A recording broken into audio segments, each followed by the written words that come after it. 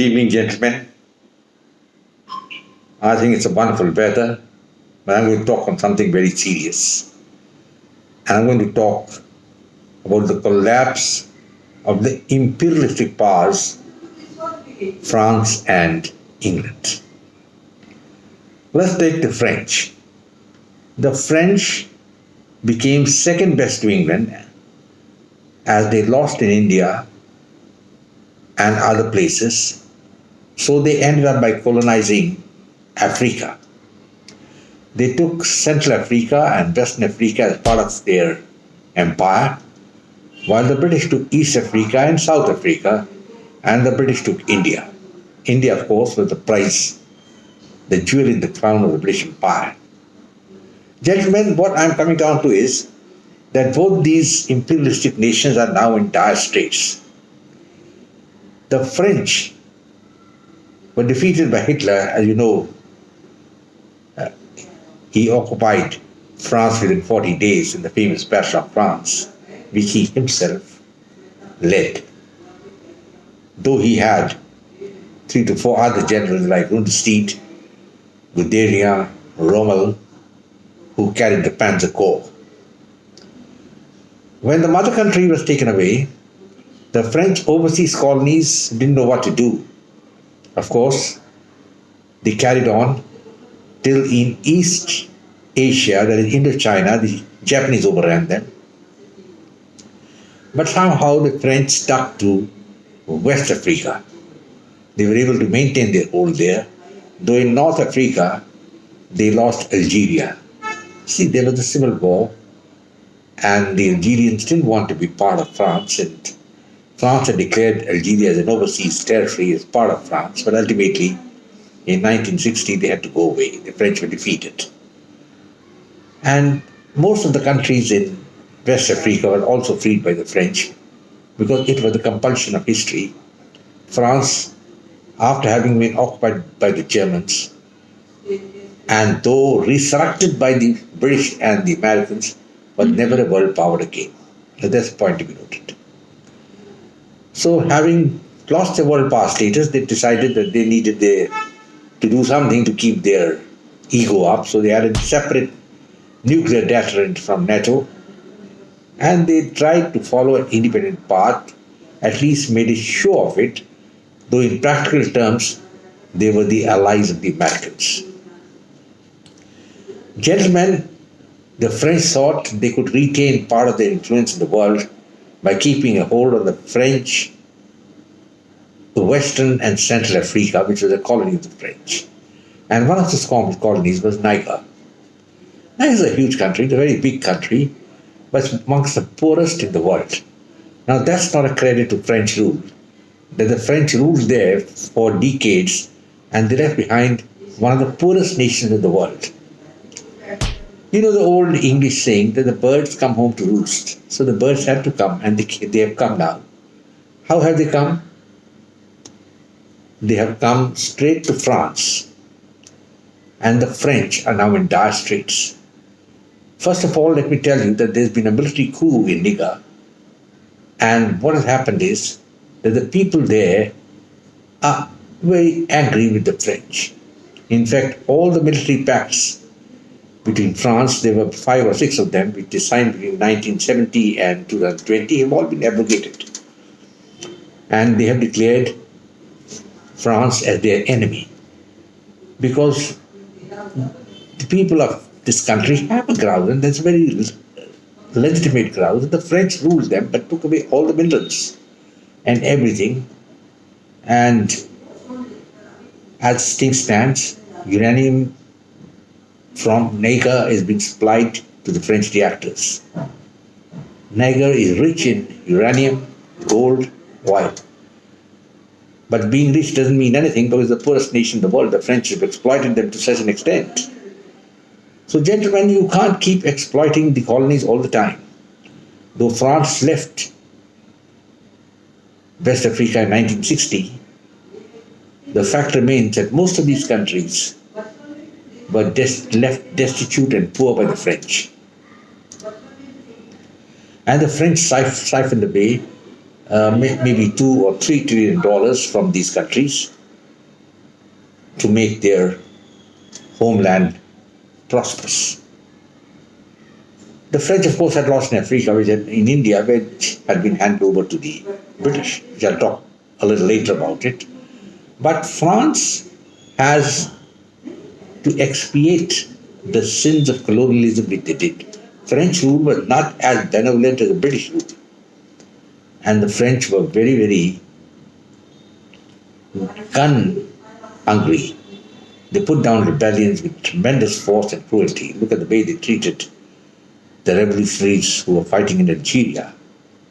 And Algeria was the prime French colony. The French, of course, lost in Dien Bien Phu in Indochina, and they ran away like hares back home, leaving the field to the Americans, who ultimately also lost. So the situation is that France, which at one time was the second biggest power in the world after the British, just before the Second World War, is now in dire straits. French economy is grinding to a halt. There's a low birth rate, and on top of it, the French, in their benevolence, have taken in 10% of their population as Muslims. And these gentlemen, who have come from the old French colonies and are interested in French culture or the refrain of the French Revolution of 1789, they are interested that they be treated as equals, which unfortunately they are not being treated. And the net result has been there is resentment in France. You can see now what happened. And 32 cities were under curfew. The French hold in Africa is also now going away. And I don't think the other French colonies, ex-colonies, are going to take lightly to what's happening in Niger. The sad part of the whole thing is that this entire thing could have been stopped if the French had not exploited these areas, at the same time carried out some development and given some benefits of the billions of dollars they were earning to these countries. I mean, they didn't do it. Why they didn't do it? Well, that's a typical colonial mentality. You take what you get, you give nothing. Gentlemen, the situation now is pretty grim as far as I see it, as far as France is concerned. First of all, it's a waning, aging nuclear power, which has got no relevance. Its economy is rusty. It doesn't match Germany.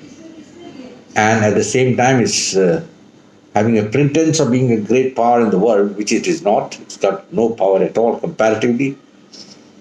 But the French are members of the Security Council. I think it's about time that the French were removed from the Security Council. But then it's not going to happen. I mean, I can just make a statement. It's not going to happen. Because the Western powers are ruling the roost in the United Nations at the moment. And the only opponent they have there is Russia. China is muted. China is muted for different reasons. Because Chinese are very sure they're just marking their time. They'll come up later. Gentlemen, Africa was the biggest earner of dollars for the French. It is even now sustaining the French nuclear reactors by supplying uranium. And if you've gone through the demonstrations which have been going on there in this African country, you will realize that these people are pretty unhappy with France. They don't want to go with France at all. They want nothing to do with France. But gentlemen, the French must be wondering now what's happening to them. What happens if they lose their influence in French Africa? What happens then? France will be confined to the small area of Europe, where also it is not the number one power, and where the logical course of action for the French should have been to befriend the Russians and try to make things easier for them instead of supporting Ukraine and saying Macron making statements like Russia must not be allowed to win in Ukraine. Well, what the hell does he mean by talking like this? And now, after the migrants revolted, after the anarchy, the arson, the French are wondering what's going to happen next. And now the next thing has happened. They're losing their influence in Africa also. And they've already lost it in Indochina. They're nowhere there. And I think their influence in the world is now almost zero. The only country which is pandering to them to some extent is the Indian government and the Modi, who are trying to get the French aircraft for the French Indian Air Force. And of course, the order to the Airbus industry, again by an Indian airline, that Indigo, of almost 5 to 600 passenger aircraft, will give some life to the French. But as the saying goes, how long are you going to continue all this? Because until you have inherent strength, like Russia has got, you can't last in the world. So, gentlemen, French are on their last legs, I feel, and maybe in the years to come, the vocal minority is going to create hell for France. And the French will then have to think what they did. Another example is that of England. England's a little better than France because they went away gracefully, where the French had to be thrown out when they were shown the inevitable bayonet and the bullet, they had to leave. While the British went away, they realized which way the wind was blowing, and they decided to leave within just 2 years after the end of the Second World War. Of course, the reasons we all know. They were so emaciated by Hitler, and there was rationing in England, nothing was available, and at that time the Indian Army became suspect, thanks to the leadership of Netaji Subhash Chandra Bose, and the British had no option, and they accepted the advice of the Commander-in-Chief India, Field Marshal Nigar, and left India. So the British lost all their colonies, but they went away gracefully, I'll add that. They left ultimately Kenya and other places also in East Africa and went away. But India, which was the jewel in their colony, and as per one of the books written by Shashi Tharoor, almost $3 trillion was siphoned away by the British from India to finance the British economy.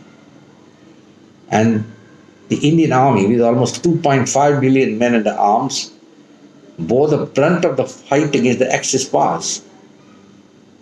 The Western powers have not acknowledged it, neither the British, though grudgingly now some British generals are saying, yes, we wouldn't have won the war if the Indians had not been on our side.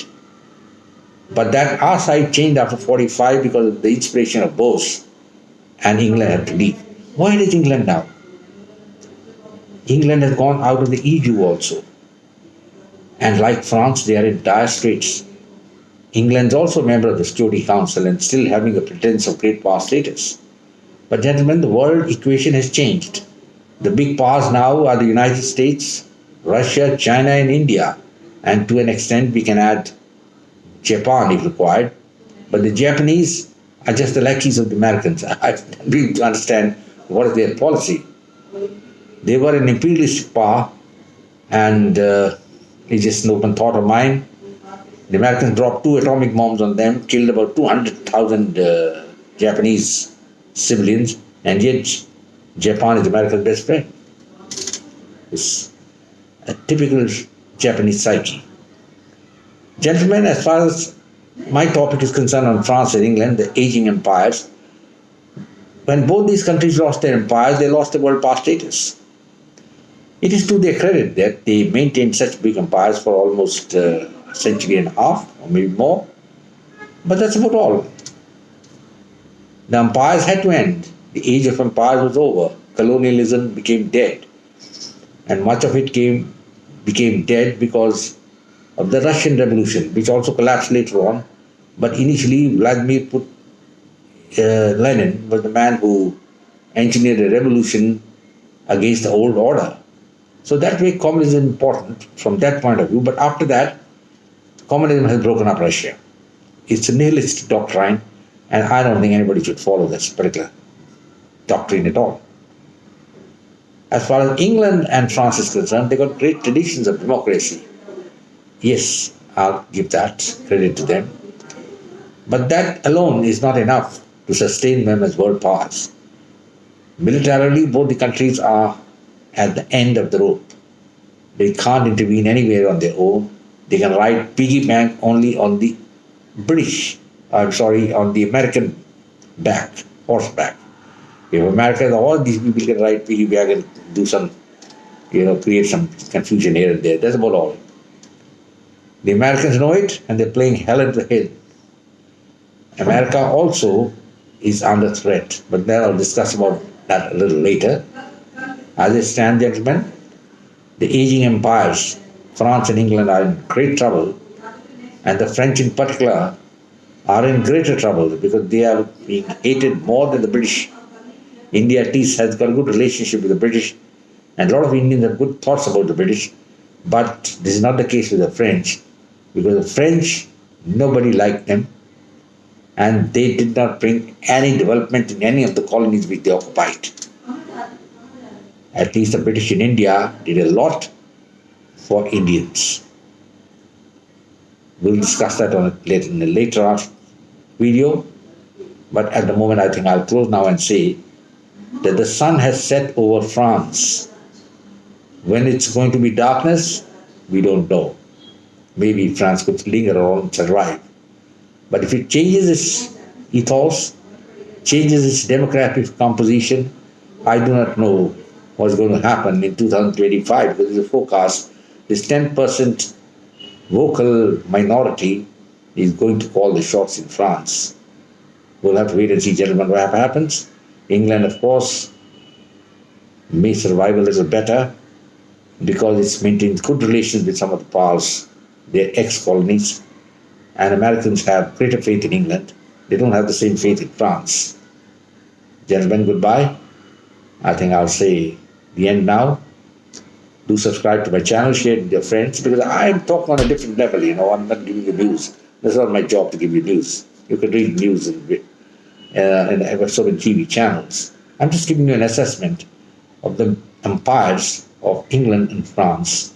And now those empires are gone, and that is the end of the road for both these countries.